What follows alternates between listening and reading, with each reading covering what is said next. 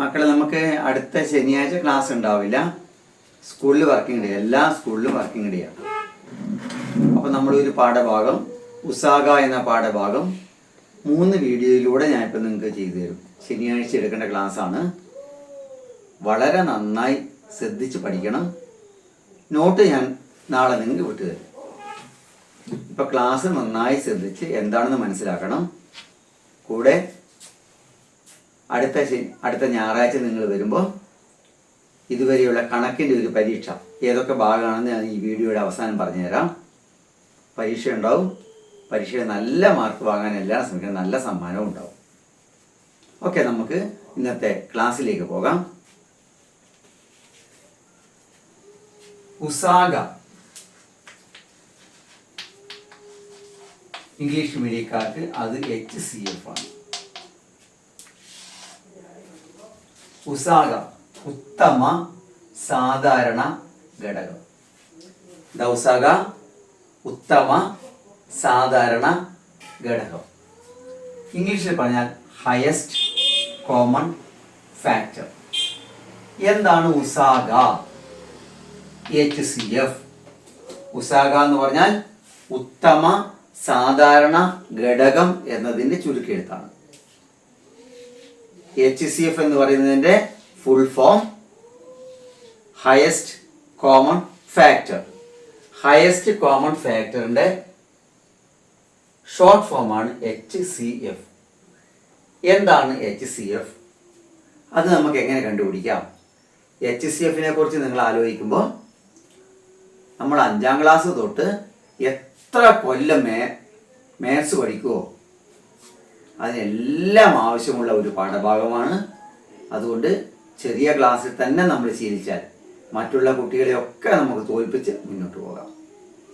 മറ്റുള്ള കുട്ടികൾ HCF എന്താണെന്ന് മനസ്സിലാക്കുന്ന കുറേ കഴിഞ്ഞിട്ടാണ്.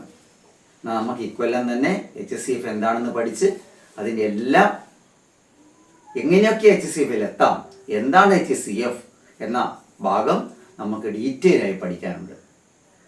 ഓക്കെ, നമുക്ക് എന്താണ് HCF നോക്കാം. ഒരു കൂട്ടം സംഖ്യകൾ, ഇപ്പോൾ 6, 10 ഇത് ഒരു കൂട്ടം സംഖ്യകളാണ്. ഒരു കൂട്ടം സംഖ്യകളുടെ പൊതുവായ ഘടകങ്ങളിൽ ഏറ്റവും വലുതാണ് ഉസാഗ.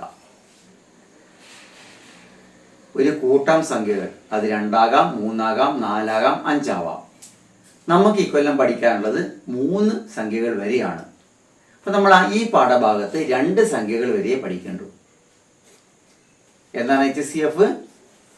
ഒരു കൂട്ടം സംഖ്യകളുടെ പൊതുവായ ഘടകങ്ങളിൽ ഏറ്റവും വലുത്. ഘടകങ്ങൾ കണ്ടുപിടിക്കാൻ നമ്മൾ പഠിച്ചിട്ടുണ്ട്. അത് പഠിച്ച് മനസ്സിലാക്കിയവർക്ക് മാത്രമേ നമുക്ക് ഇങ്ങോട്ട് പോകാൻ കഴിയൂ. അപ്പോൾ 6ലെ ഘടകങ്ങൾ ഏതൊക്കെയാണ്? 6ലെ ഘടകങ്ങൾ 1, 2, 3, 6. 10ന്റെ ഘടകങ്ങൾ ഏതൊക്കെയാ? 1, 2, 5, 10. നോക്കുക, 6ന്റെ ഘടകങ്ങളിലും 10ന്റെ ഘടകങ്ങളിലും വരുന്ന ഏറ്റവും വലിയ സംഖ്യ ഏതാ? 6 ഇവിടെയുണ്ട്, ഇവിടെയില്ല. 3 ഇവിടെയുണ്ട്, ഇവിടെയില്ല. 2 ഇവിടെയുണ്ട്, ഇവിടെയുണ്ട്. അപ്പോൾ 6ന്റെ ഘടകങ്ങളിലും 10ന്റെ ഘടകങ്ങളിലും വരുന്ന ഏറ്റവും വലിയ സംഖ്യ 2 ആണ്. അതായത് ഈ 2 സംഖ്യയുടെയും HCF, അതായത് ഉസാഗ 2 ആണ്. 6ന്റെ ഘടകങ്ങളിലും ഉണ്ടാവണം, 10ന്റെ ഘടകങ്ങളിലും ഉണ്ടാവണം, 2 എണ്ണത്തിലും ഉണ്ടാകുന്ന ഏറ്റവും വലിയ സംഖ്യ. അപ്പോൾ 6ന്റെയും 10ന്റെയും ഉസാഗ എത്രയാണെന്ന് ചോദിച്ചാൽ നിങ്ങൾ പറയേണ്ടത് 2 ആണ്. എന്താണ്? 6ന്റെ ഘടകങ്ങളിലും 10ന്റെ ഘടകങ്ങളിലും വരുന്ന ഏറ്റവും വലിയ സംഖ്യ, അതാണ് ഉസാഗ. വളരെ എളുപ്പമുള്ളതാണ്. വേറൊരു കണക്ക് കൂടി ഞാൻ പറഞ്ഞുതരാം. 15, 20 ഈ സംഖ്യയുടെ ഉസാഗ കണ്ടെത്തണം. നമ്മൾ എന്താ ചെയ്യുക?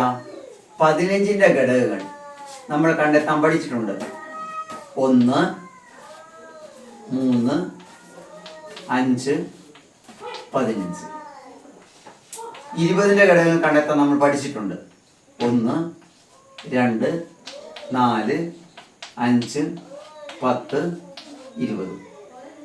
15ന്റെ ഘടകങ്ങളിലും 20ന്റെ ഘടകങ്ങളിലും ഒരേപോലെ വരുന്ന ഏറ്റവും വലിയ സംഖ്യ 1 വന്നിട്ടുണ്ട്, അത് വലുതല്ല. 3 വന്നിട്ടില്ല. 5 ഇവിടെയും വന്നിട്ടുണ്ട്, ഇവിടെയും വന്നിട്ടുണ്ട്. 15 ഇവിടെയും ഇവിടെയും ഇല്ല. അപ്പോൾ രണ്ടിലും ഒരേപോലെ വരുന്ന ഏറ്റവും വലിയ സംഖ്യ ഏതാണ്? 15. 15ൽ 5 വന്നിട്ടുണ്ട്, 20ൽ 5 വന്നിട്ടുണ്ട്. അപ്പോൾ ഇതിന്റെ HCF 5 ആണ്. മനസ്സിലായില്ലേ? ഒരു കൂട്ടം സംഖ്യകളുടെ പൊതുവായ ഘടകങ്ങളിൽ ഏറ്റവും വലുതാണ് ഉസാഗ. അപ്പോൾ 15ന്റെയും 20ന്റെയും ഉസാഗ എത്രയാ? 5 ആണ്. മനസ്സിലായില്ലേ? ഘടകങ്ങൾ എന്ന ഭാഗം മനസ്സിലായ കുട്ടിക്ക് ഇത് വളരെ എളുപ്പമാണ്. 2 എണ്ണം കൂടി ഞാൻ ചെയ്തു തരാം. തുടർന്ന് ഒരു 5 എണ്ണം നിങ്ങൾ ചെയ്യണം. 12, 18 എന്നീ സംഖ്യയുടെ ഉസാഗ കണ്ടെത്തുക. 12ന്റെയും 18ന്റെയും ഉസാഗ കണ്ടെത്തണം.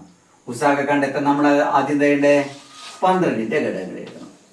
12ന്റെ ഘടകങ്ങൾ 1, 2, 3, 4, 6, 12. 18ന്റെ ഘടകങ്ങളാക്കാൻ നമ്മൾ പഠിച്ചിട്ടുണ്ട് കേട്ടോ. 1, 2, 3, 6,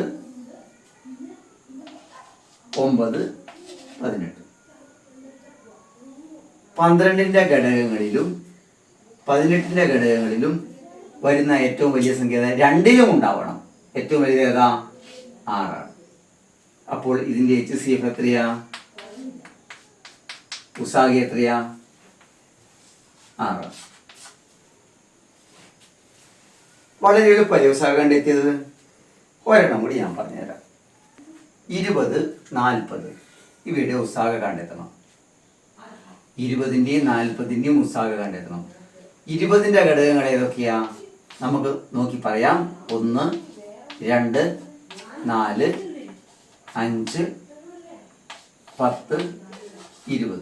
40ന്റെ ഘടകങ്ങൾ നമ്മൾ ഒറ്റനോട്ടത്തിൽ പറയാൻ പറ്റില്ല. അതുകൊണ്ട് 40നെ ഘടകക്രിയ ചെയ്ത് നോക്കണം.